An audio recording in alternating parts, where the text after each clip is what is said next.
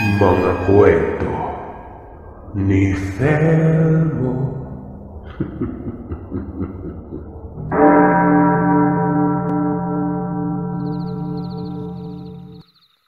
Ako pala si Private Kael de la Cruz, isang miyembro ng AFP o Armed Forces of the Philippines, hukbong katiyan ng bansa.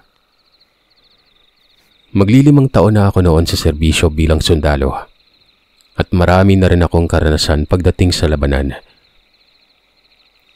Halos mag-iisang taon rin bago ako bumalik sa katinuan at nakapagsalita ng maayos. Pagkatapos ng nakakahindik kong karanasan na hindi ko napagdaanan sa tanang buhay ko. Kung kilala mo si Private First Class Trevor Manansala sa Oplan Takas, ay mas nakakakilabot pa ang naranasan ko sa mga pinagdaanan niya sa kamay nila. Kahit ilang dekada na ang dumaan, ay sariwa pa rin sa alaala ko ang mga trauma o bangungot ng nakaraan na tila yata madadala ko hanggang libingan. Hayaan mong ako naman ang magkwento tungkol sa aking nakaraan at kung paano ako nakatakas sa kuko ng mga halimaw. Kalat sa buong Mindanao ang mga rebeldeng grupo ng mahabang panahon, katulad ng Abu Sayyaf, MILF, NPA at iba pang hindi napapangalanang pangkat.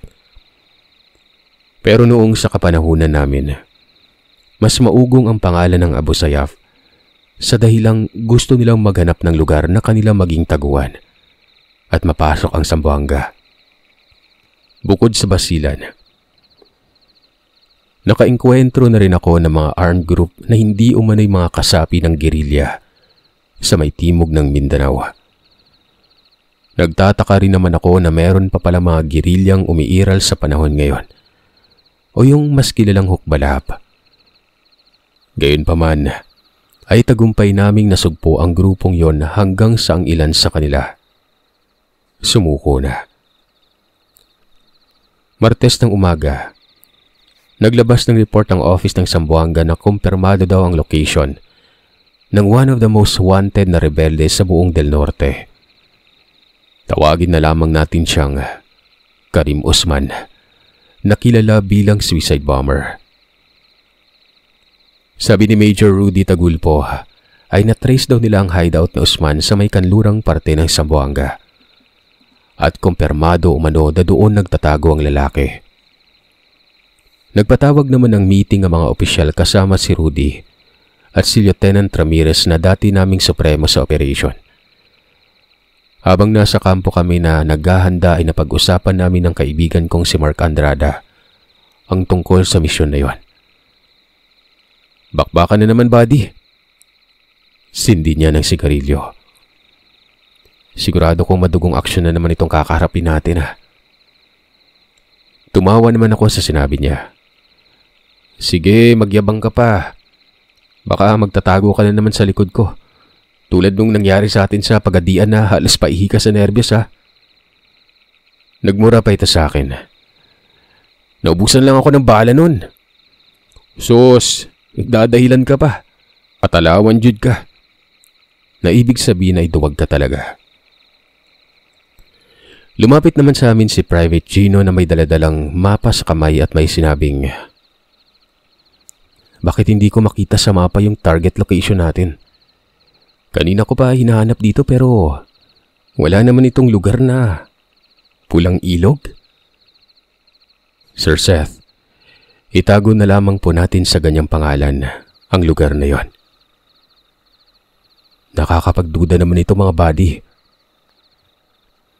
Kinuha ko naman ang mapa at tinignan ng daliri ni Gino kung saan niya tinuro ang lokasyon. Dugtong pa niya. Sabi sa source, dito daw yun malapit sa may maliit na probinsya na napapagitna ng dalawang bundok pero wala dito yung lugar na yun, eh. Buga pa ni Gino ng kanyang usok ng sigarilyo. Baka outdated yung mapa mo. Binaliktad ko naman ito at makikitang 1970s pa pala ito ginawa. Kaya naman pala, eh. Matagal na pala yung mapa na yan. Panahon pa nila Lapu-Lapu. Ang sabi lang daw ni Major Rudy, sa Pulang Ilog daw ang hideout ni Karim Usman. Siguro hindi naman sila mag-held ng operation kung hindi sila sigurado sa natanggap nilang source, di ba? Tumangulang din naman si Private Gino at bumalik na sa loob ng barak habang kami ni Mark ay naiwan sa labas. Biyernes, 1:00 ng hapon. Pinakinggan lang namin ang tinig ni Lieutenant Ramirez sa communication device habang nasa likuran kami bilang hukbong dos. Minsan nakakairita pakinggan ang mga sinasabi ni Ramirez kasi masyado siyang authoritarian magsalita na parang siya yung presidente ng Pilipinas. Nakikinig lang kami sa kanya. Samantalang tulog naman yung ibang kasamahan namin gaya ni Mark na kanina pang nakasandal sa balikat ko. Paano ba naman kasi? Madaling araw kaming inilunch kaya karamihan sa amin ay tulog. Maya-maya pa ay biglang may humarang sa dinadaanan namin na isang matandang babae na nagsusumigaw na waring nababaliw. Tuloy, nagising lahat ng mga kasama ko sa loob ng sasakyan nun. Huwag kayong tumuloy! Huwag kayong tumuloy! Nakataas lang ang dalawang braso nito habang nasa gitna ng kalsada. Napababa naman ako mula sa loob para patabihin siya. Pero bigla niya akong nilapitan at parang nagmamakaawa nun. Ipatay nila akong anak. Ibig sabihin ay pinatay nila ang aking anak. Sabi pa niya, magsisisi kayo kung bakit kayo tumuloy. Magsisisi kayo. Tandaan niyo yan. Pinatabi ko na siya sa daanan at dumiretso na kami ng takbo pero walang humpay pa rin siyang kakasigaw nun. Isang liblib na impyerno ang papasukan niyo.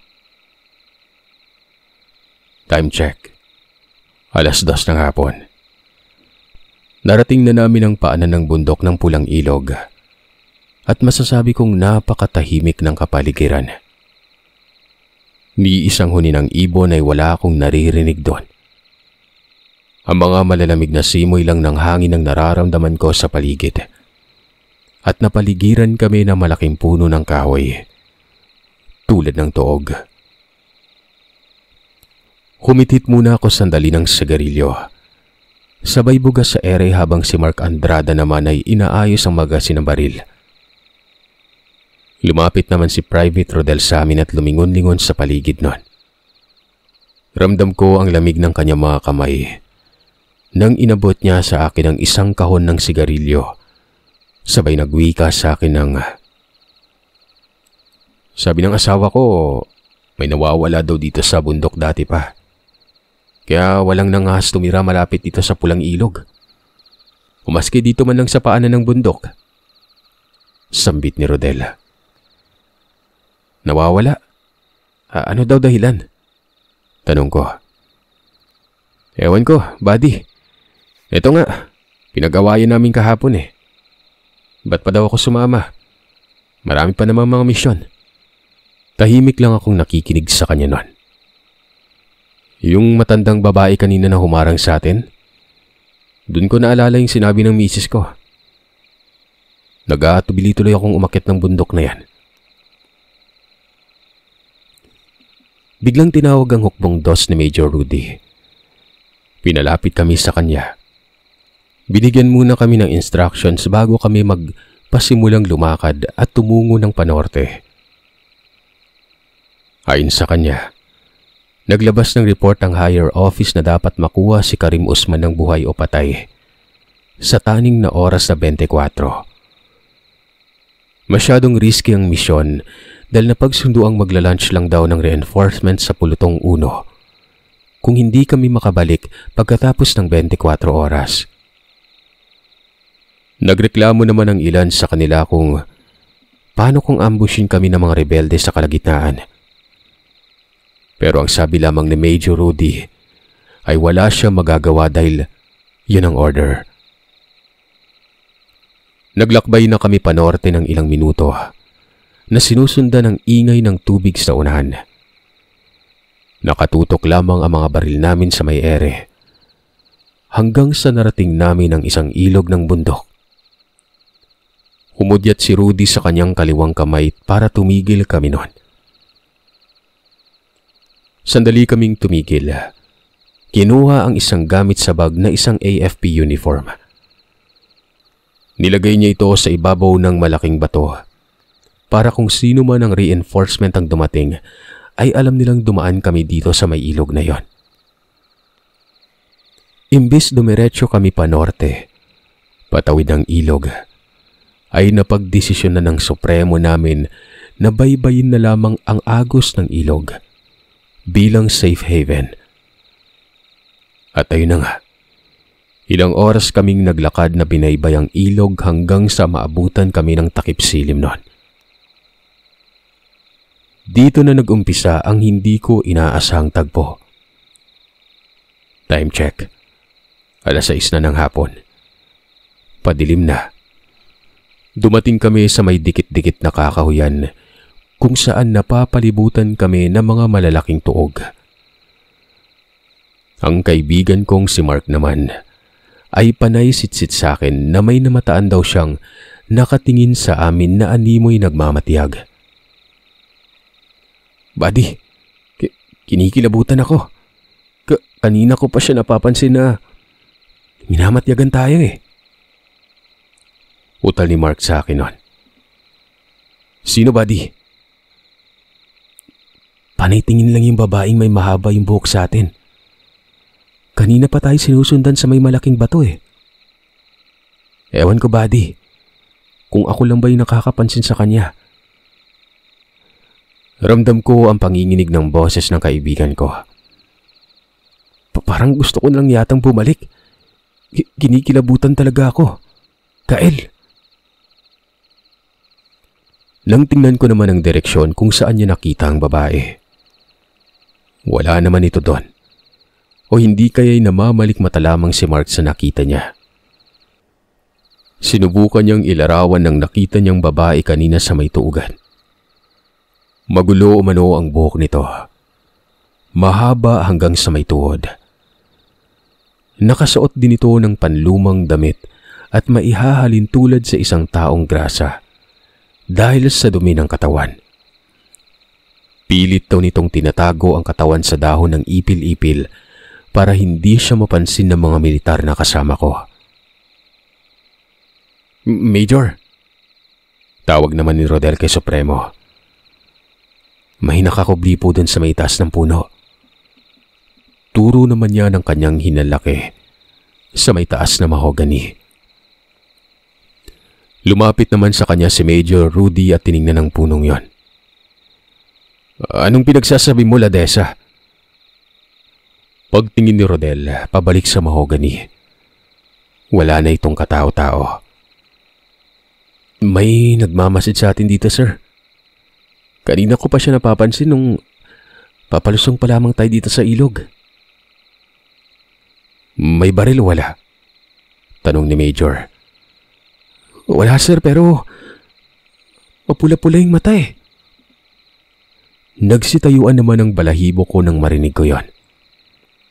Umiksena naman si Mark. Ako din, sir. May nakasunod din sa atin na kanina ko pa napapansin. May baril? Wala po. Babae siya. Mapula-pula rin yung mata. Wika ni Mark. Bumalik sa unahan si Major Rudy. Nag-instruct ulit sa aming lahat. Okay, men. Kung ano man ang nakita niyo sa paligid, mas maigi nang maging alerto kayo. Hindi natin alam. Baka tinitiktikan na tayo ng mga rebelde galing kay Karim Usman. Huwag pa rin tayong pakampante kahit wala silang baril ah. Baka may patibong na ginagawa yung mga yon. Do you understand? Yes, sir. Sagot naming lahat. 7:00 ng gabi nang marating namin ang isang puno ng tuog sa tabi ng ilog. Doon na kami nagpasimula na umakyat pa norte. Kahit nakakaramdam na kami ng gutom, ay walang humpay pa rin ang aming paglalakad. Habang tutok lang ang mga armas namin sa unahan.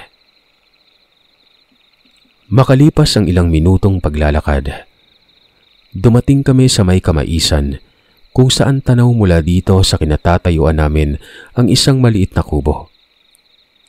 Madilim, wala kaming naaaninag na sulo o lampara sa loob ng maliit na bahay na yon. Wala rin kaming nakikitang tao na nasa labas kundi sarado lahat ng bintana at pintuan. Tumingin-tingin kami sa paligid kung meron bang nakabantay o di kaya mamatyagan namin ng isang lalaki na may mahabang balbas. Yun kasi si Karim Usman. Pero wala kaming nakitang tao. Hindi pa rin nagpakumpiyansa si Major Rudy, kundi hinudyatan kami na dumapa sa may kamaisan at nilagay ang daliri sa gatilyo. Wala mo nang magpapaputok ka. Mahinang wika ni Major sa unahan habang nakasight ang armas niya sa may pintuan ng bahay. Hintayin muna nating lumabas yung target. Naghintay kami ng ilang minuto. 5, 7, 8. Hanggang sa umabot ng 10 minuto pero walang lumabas na Karim Usman sa may pintuan o makatunog man lamang ng ingay. Inip na rin ang ibang mga kasamahan namin maging si Private Gino na kating-kati na kalabitin ng gatilyo ng baril pero wala pang hudyat kay Major Rudy. Maya-maya pa, biglang may bumulaga na isang anino sa pinto palabas nun na may kakaibang ungol papunta sa amin. Sumigaw ang Supremo na magpatutok kaya pinaulanan namin ng bala. Ang isang nag-amok. Tuluyan itong natumba sa lupa. Hindi na nakapalag pa. Tinaas ni Major ang kamay niya to ceasefire at huminto rin kami ng pagpapaputok. Naghiyawan pang ibang kasama namin pati si Gino nang mapatay namin ang sinasabing target. Nagmayabang pa si Loren Montana na isipin lamang ang paghuli sa target at hindi man lamang siya nahirapan nun. Bitin pa nga daw sabi niya. Sabay tawanan namin sa kanyang likuran. Dali-dali naming nalapitan ang nasabing Karim Usman. Pero ikinagulat namin ang sinabi ni Major Rudy. Men, hindi ito yung target. Pinaharap niya ang katawan ng lalaki pero wala itong balbas. Naudlot naman ang tawanan namin nang marinig yon. Maaring isa ito sa mga tauhan niya o ibang kasapi ng rebeldeng grupo. Dugtong ni Rudy. Inutusan niya kami na halugugin ang kubo hanggang likuran. Dito na kami nakasaksi ng kahindik-hindik na bagay nang pagpasok namin sa isang kwarto kung saan nasipatan namin ang isang bangkay na tadtad ng hiwa mula leeg hanggang paa. Wala na rin itong puso at dukot na rin ang mga atay nito pati mga balon-balunan. Nakabitin rin ang ulo sa may gilid ng kwarto at may nawawalang parte ng babang pisinginon. Naapakan ko pa nga ang mata ng mga bangkay na siyang muntikan ko ng masuka. Tinawag agad namin si Major Rudy. Agad naman itong pumasok. Napatakip na rin siya ng bibig at napaluwa sa may bintana noon. Baliw lang yung kayang gumawa nito ha. Sambit ni Rudy. Walang matinong tao na kainin niya yung kapwa niya tao. Sir, paano yung target natin? Tanong ko sa kanya. Walang Karim Usman sa naturang location. Palpak ang source na ibinigay sa atin. Naunawaan ba ninyo? Hindi naman siguro kayo mga walang pinag-aralan para hindi nyo maintindihan ang sinabi ko. Pagalit na sambit ng Supremo namin. Time check. 9:00 na ng gabi. Samantalang binabalot namin ang banig ang katawan ng lalaki. Walang ano-ano'y nakarinig kami ng sigaw sa mga kasama namin. Kaya agad kaming napatakbo papuntang likuran. Mangiyak-ngiyak pa ang kaibigan ko na si Mark Andrada na sinasalaysay kay Major Rudy ang nakita niya sa may kakahuyan. kung saan dun niya ulit nakita ang isang babaeng mahaba ang buhok na sumusunod umano sa amin. Tumakbo daw ito papasok ng gubat. Nang kanyang tapatan ito ng ilaw sa helmet at hinabol pa niya ito ng tingin. Bigla na lamang itong naglaho. "Sir, umalis na tayo dito. Peligro yung lugar na to." Niyuyugyug ni Mark ang balikat ni Rudy. "Nakita naman natin sa loob kung ano yung nangyari sa biktima, di ba? Tao pa ba yung gumawa niyan?" "Huminahon ka, Private Andrada. Kailangan nating madala ang mga katawan na yan dito papalabas ng bundok. Kahit hindi man natin nahuli ang target, ang importante ay may makipakita tayong ebidensya sa high office." Pinalapit niya ulit kami sa kanya. "Walang uuwi hanggat hindi lumiliwanag. Kailangan nating habulin ang mga kaaway natin kung ano man ito." Wika niya. Dagdag pa ng Supremo. "Hindi ko na rin alam kung sino o ano bang tinatarget natin. Basta ang pagkakaalam ko, utos yun ang nasa taas." Nagsimula na rin akong kinabahan sa mga nangyari at hindi ko mapigil ang panginginig ng kamay ko. Hinati kami ni Major Rudy sa 2 pangkat, ang Base 1 at Base 2. Bali 25 ang mananatili sa kubo at 25 naman ang papuntang norte, kasama na kami ni Mark. Makalipas ang 30 minuto, nagsimula na kaming maghiwa-hiwalay habang sina Private Gino at Lore naman ay siyang nag-take charge sa Base 2. Tinahak namin ang kagubatan at ang flashlight lamang galing sa helmet namin ang nagsisilbing tanglaw sa dinadaanan namin nun. Habang papasok kami sa pinakagubat, paliblib naman ang paliblib ang buong paligid. Hindi naman mapakali ang kaibigan ko na si Mark at panay tingin sa itaas ng mga tugan. Bulong niya sa akin. "Nasa taas lang sila ng punong kahoy." "Sino?" Tumingala rin ako sa itaas pero dilim lamang ang nakikita ko. "Wala naman akong nakikita, Mark." "Nararamdaman ko sila, Kael." Hindi na ako umimik nun pagkatapos niyang sabihin yon. Mula sa hindi kalayuan, may naaaninag na kaming isang apoy sa may bakanting lupa at iilang mga kabahayan na nakapalibot. Huminto si Major Rudy na sinesenyasan kami na dumapa sa may damuhan. May kaliitan ng baryo at tila tribo ito na napag-iiwanan ng kabiasnan sa syudad. May apoy, pero wala kaming nakita kahit isang anino man lamang ng tao sa paligid o ingay man lang na nanggagaling sa mga bahay. Tulog na siguro ang mga tao, sa isip ko noon. Naghintay kami roon ng ilang minuto na nakadapa na hindi alintana ang kate sa katawan dahil sa mga damo. Sinubukan naming kontakin ang Base 2 sa pamamagitan ng aming communication device. Wala kaming natanggap na sagot mula sa kanila. Tinawagan namin ulit, pero ang narinig lang namin sa kabilang base ay ang mga kakaibang ungol nun. Nakadapa lamang kami doon na aabot hanggang kalahating oras bago namin pinasok ang maliit na baryo. Pinasok na namin ang komunidad habang nakahawak naman ang mga daliri namin sa gatilyo. Sa puntong ito, hindi kami makapaniwala sa aming nakita dahil bawat bahay na aming madadaanan ay may mga nakasabit na mga bungo, kalansay o hindi kaya'y mga ngipin.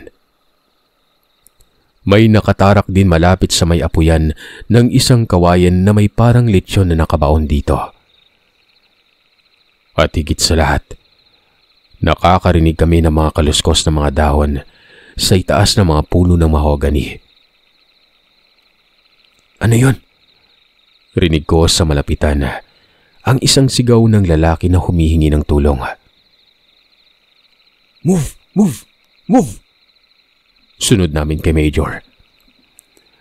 Pagpunta namin mismo sa likuran ng isang koprahan, ay dito namin nakita ang napakaraming kulungan na nakabitin sa mga kahoy.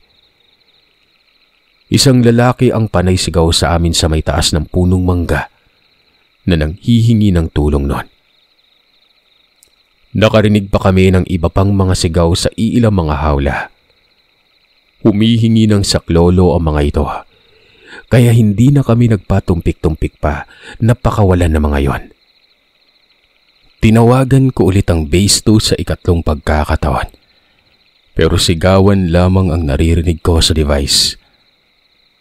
May naririnig pa akong angil at isang malakas na boses ng isang kasamahan namin na ang sabi nito, "Aswang, dapat hindi na kayo pumunta dito. Malaking kamalian itong ginawa nyo." Tugon ko naman sa kanila, "Hindi na importante yon. Ang mahalaga sa ngayon ay makalabas kayo dito." Magsasalita na dapat siya sa akin nang may narinig kami sa paligid ng isang nakakahindik na angil na nagmula sa may itaas. Pagtingala naming lahat sa mga sanga ng tuugan, ay dito ko nakita ang mga kakaibang nilalang na mga nakasabit. Sa pamamagitan ng liwanag ng buwan, ay makikita ko ang itsura nila na kahalintulad ng isang naglalaway na unggoy na pulang-pula ang mga mata. Mabalahibo din ang katawan nila at lumalabas ang mga pangil nila kahit nakatikom ang kanilang mga bibig noon. At ang lalong nakakakilabot pa nito ay yung mga ungol nila na pinaghalong gutom na kalabaw at galit na aso. Bigla na lamang bumagsak ang katawan ko sa lupa nang may naramdaman akong lumagapak na parang isang bato na humampas sa akin noon. Nawalan ako ng malay. Bumalik lamang ang diwa ko nang may marinig ako mga sigawan at tawanan na mula sa mga nakapalibot sa may apoyan. Wala pa akong lakas makabangon, kaya nanatili lamang akong nakalublob na parang nakabitin ako sa ere. Bago ko pa man naipikit ulit ang mga mata, ay naaninag ko ang isang babaeng may buhat-buhat na isang hating katawan habang sumasayaw-sayaw ito sa may apoyan. Kung hindi ako nagkakamali, katawan niyo ni Fray Bitchino. Ang kanyang ulo naman ay bitbit ng isang lalaki na papunta sa may mahabang lamesa. Dahan-dahan akong napapikit, kasabay ng malakas na tawanan. Nagising na lang ako ng tanghali. Katabi ang isang lalaki noon. Wala pa itong imik sa umpisa pero nang makaupo ako ng maayos, ay matino naman akong kinakausap. Itawag ko na lamang siya sa pangalang Bart. Anong nangyari?" Tanong ko sa kanya. "Biyag ka na nila ngayon. Laking pagkakamali ninyong pumunta pa kayo dito sa bundok na ito." Tulala lamang itong nakatingin sa may kakahuyan. "May operation kaming isinasagawa dito." "Kami rin. Pero tingnan mo ngayon. Nakakulong kami dito na parang hayop." Dugtong ni Bart sa akin noon. "Inakala namin na dito sa lugar na tumahanap namin ng mga militar ng gobyerno para sa isang kasunduang pampolitikal. Pero malaking pagkakamali ang naging desisyon namin. Mag-iisang linggo na kaming nakakulong dito kasamang ilang kasapi namin ng pangkat. Pinatay na nilang maraming kasama namin. At siguro mamayang gabi, tayo na yung susunod."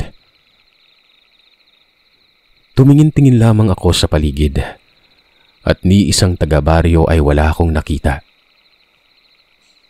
Kasing tahimik ng sementeryo ang palibot at isa sa mga nalalanghap kong amoy ay yung galing sa isang sunog na karne na nakatarak sa may bagakay katabi ng isang baga. Sa kabilang dako na may 2 o 3 nakatarak naman na bagakay o kawayan na may sunog na karne ang nakabaon habang pinapalibutan ito ng makakapal na usok. Klinaro ni Bart ang mga nakita ko sa baryo at huwag daw akong mabibigla sa kanyang sasabihin dahil ang mga sunog na karne na nakabaon sa mga kawayan ay ang mga kasamaan ko sa militar. Yung karne sa tabi ng isang kahoy, masisigurado kong si Major Rudy yun. Hindi ako maaaring magkamali. Nasaan na sila? Tanong ko. Isa sila sa mga uri ng aswang na tulog tuwing umaga at gising kapag gabi. Kalat sila sa buong kagubatan. Minsan ay nasa mga itaas ng kahoy o sa tabi ng mga ilog nagpapahinga. O di kaya sa mga kuweba para siguradong kung meron mang tatakas, agad nilang matutunugan. Wika sa akin ni Bart noon. Mahirap tumakas kapag tulog sila. Pero kung makakahanap tayo ng paraan mamayang gabi, siguro makakatakas tayo kung siswertein. Paano naman yung ibang mga kasama ko? Mga kasama mo? Hindi na mahalaga kung sino yung ililigtas natin. Ang pinakaunang iligtas mo ay yung sarili mo, Kael. Hindi ito panahon para magpakabayani sa kamay ng mga aswang. Dalawang option namin ni Bart para makatakas. Kung hindi man mangyayari ang plan A, gagamitin namin ang plan B. Ang unang plano ay kung kaming dalawa ang susunod na maging pagkain nila, ay tiyak ilalagay kami sa isang tambakan ng mga karne. Dito kami hahanap ng mga tira-tirang parte ng katawan para ipalit sa amin ni Bart at tiyak na magiging epektibo yon. Kung hindi man kami ang pipiliin ng mga aswang, ay ang ikalawang plano ang gagawing hakbang. Ang lumabas sa hawla. Matapos sa mahabang pagpaplano ay hindi namin namalayang hapon na pala. Gising na naman sila. Gabi. Nagpasimula na naman silang magpaapoy sa mga bakanting lote at isa-isa na naman silang nag-iingay. May mga sumasayaw sa gitna ng apoy at mga nagwawala. Tawanan at halakhakan naman ang maririnig namin ni Bart sa unahan at parang nagkakasayahan. Kunwari tulog kami ni Bart sa kulungan. Ako ay nakaupo habang nakapikit ang mga mata. Pero gising ang diwa nun. Siya naman nakahiga. Makalipas ang ilang minuto ay may dumating na dalawang kalalakihan sa bakuran at binibilang ang mga nakabilanggo. Lumapit ang dalawa sa kulungan namin ni Bart at kasabay naman ito ang pagdating ng mga kababaihan na may mga bitbit na plato. Kinalabit ako ni Bart sa braso. Huwag kang pahalata ah. Binuksan ng lalaki ang hawla. Binuhat kaming dalawa na walang kabigat-bigat habang pinapahid naman ng mga babae ang dugo sa katawan namin habang sumasayaw nun. Binuhat kami sa kabilang kubo. Rinig ko naman ang sigawan nila sa may bakanting lote na parang mga unggoy na gutom na naghihintay ng pagkain. Kahit malakas ang pitik ng dibdib ko dahil sa takot, ay nanatili pa rin akong kalmado at hindi nagpapahalata sa kanila. Pinagsak kami ni Bart sa imbakan ng mga lamang loob. Pagkatapos ay binalot kami ng mga kumot at banig bago sila umalis. Habang inihahanda nila ang kawayan at sundang sa may apuyan, ay hindi na kami nagpabagal-bagal pa. Pinalitan namin ng mga parte ng karne ang banig na yon. Pinahiran din namin ng aming dugo ang banig para hindi kami mawala sa pang-amoy nila. Dumungaw ako sa bintana para siguraduhin na walang paparating sa kubo. At dineretso ang tingin sa mga nagsasayawang nilalang sa unahan. Buhat-buhat ng isang lalaki si Mark sa may balikat, habang wala itong malay na dinadala sa may apuyan. Gusto ko sana siyang iligtas bilang kaibigan pero ala akong magawa. kundi tingnan na lamang siya kung paano ito binababoy. Bakit ko sinabing binaboy? Pinutol nila una ang leeg nito bago pinagpuputol-putol ang kanyang mga paa at saka binali ang ibang bahagi ng kanyang katawan. Sinunod naman nila si Loren na merong busal sa bibig habang may pinapasok na matalas na bagay sa kanyang puwetan.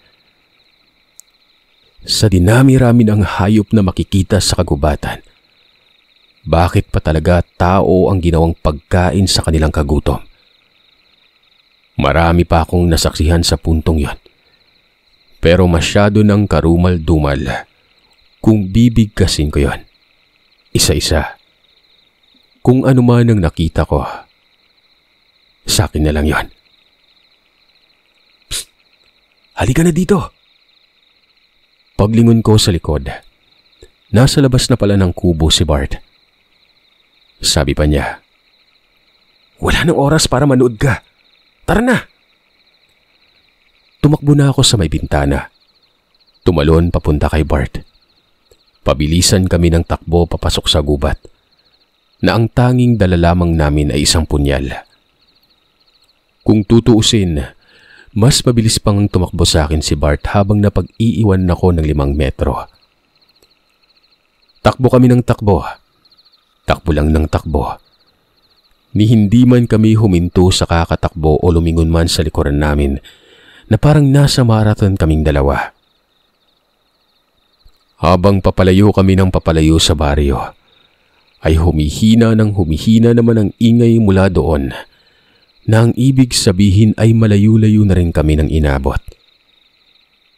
Pinagdadasal ko sa isip na sana ay hindi na sila makahabol pa sa amin. Bagamat kakatapos ko lang magdasal, ay rinig ko na ang tinig nila sa hindi kalayuan. Mga galit na hiyawan at sigawan galing sa may baryo. "Kael!" Tawag ni Bart sa akin noon. "Kung makakahabol man sila sa atin, may alam akong lugar na hindi nila tayo magagalaw.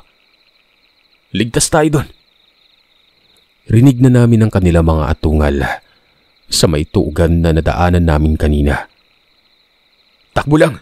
Huwag kang lilingon!" Sinundan ko lang ng tingin si Bart kung saan siya tatakbo ng direksyon. At masasabi kong pababa na kami ng bundok pero alam ko na malayo pa kami. Makalipas ang kalahating oras na takbuhan, dinig ko na sa hindi kalayuan ng mga nilalang na hinahabol kami. Isa lang ang nasa isip ko ng mga oras na yon. Maaabutan nila kami. Nang walang ano-ano'y biglang may tinuro si Bart sa harapan na isang malaking puno na may malaking bato sa kanyang ugat. May mga nakaukit ditong mga maliliit na letrang Latin at mga upos na kandila sa gilid ng bato. Tumalon si Bart sa ibabaw nito, kaya't sumunod na lamang ako sa kanya. Anong gagawin natin dito? Sagradong lugar na to. Hindi nila kayang pumasok dito. Ligtas tayo dito sa lugar na ito, Kael. Sagot sa akin ni Bart. Takot sila sa mga sagradong bagay. Kaya mas mabuting manatili muna tayo dito hanggang sa umalis sila. Pagkatapos nito, isa-isa nang nagsidatingan ang mga aswang na umaatungal sa galit at pilit kaming pinapalibutan. Sinubukan pa ng isa sa kanila na umapak sa isang parte ng lupa.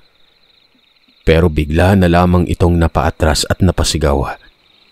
Nang makita nila ito, ay isa-isa silang nagsipag-atrasan ng mahigit 5 metro. Habang wala silang magawa kundi tingnan kaming dalawa ni Bart noon. Dumating rin ang iba pang mga kalahi nila pero pinigilan ng mga ito na huwag palapitan sa amin.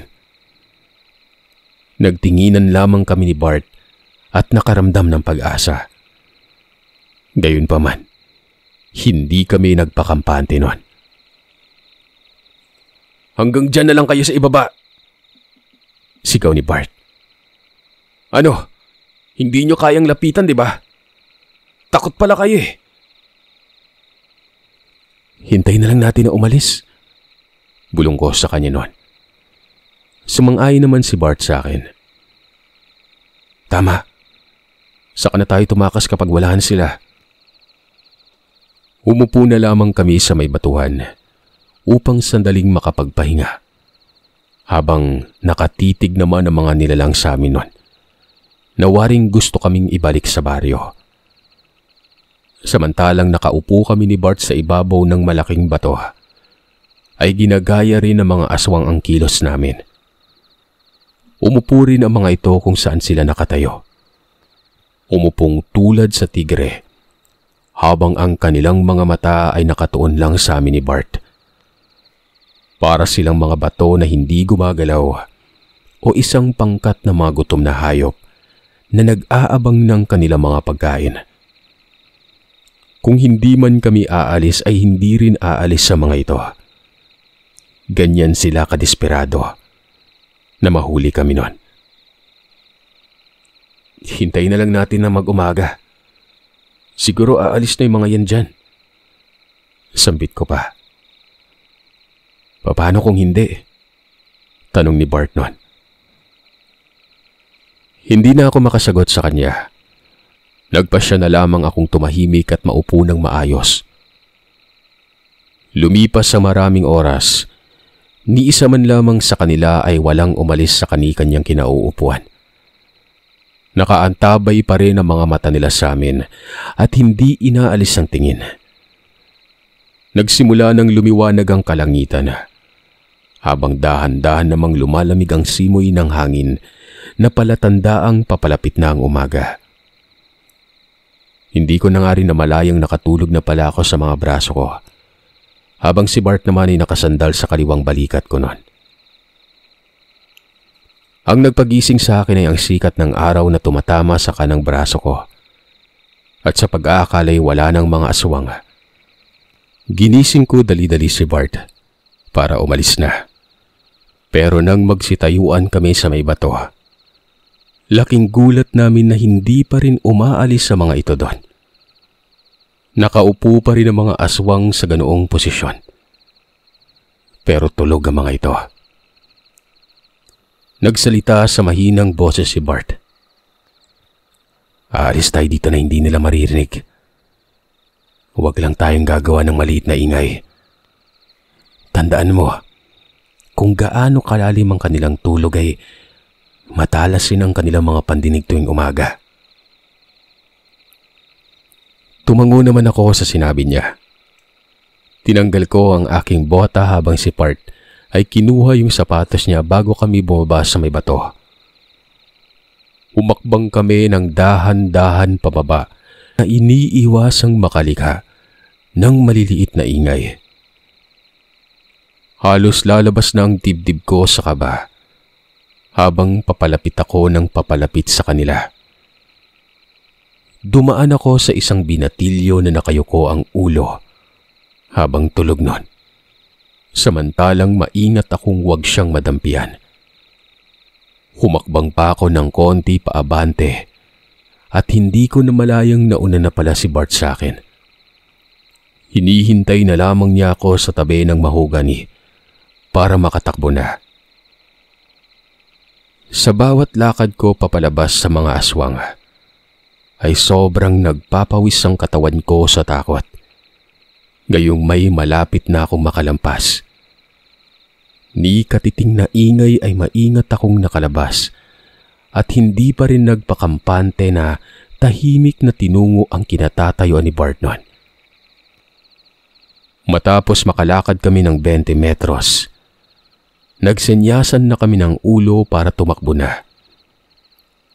Sa hindi kalayuan ay maririnig na namin ni Bart ang agos na ilog na siyang ibig sabihin ay malapit na kami sa labasan ng gubat na yon. Upang makatakbo ako ng maayos, iniwanan ko na lamang ang bota ko sa damuhan, sabay harurot ng takbo pa ibaba ng bundok. Sa pagtampisaw namin sa ilog, ay dito na ulit kami nakarinig ng mga hiyawan sa mga dinaanan namin. Mas binilisan pa namin ni Bart na tawirin ang ilog na yon. Nauna siyang lumusong sa tubig bago ako at pagtawid namin sa malaking ilog, ay patakbo na kaming lumabas sa gubat. Ang huling naririnig lang namin sa may likuran ay ang mga panaghoy mula sa mga aswang at tuluyan nang nawala pagdating namin sa paanan ng bundok. Nang makita namin ang isang kalsada ay doon na kami nabuhayin ng loob. Saktong-sakto naman ay may dumaan na bus papuntang Sanang Sibugay. Nagsibabaan naman ng mga tao roon na makita nilang natumba si Bart sa tabi sa kawalan ng malay at sa pagod na rin siguro noon. Hindi ko na alam kung anong nangyari sa iba pa naming kasamaan doon sa tutok ng bundok.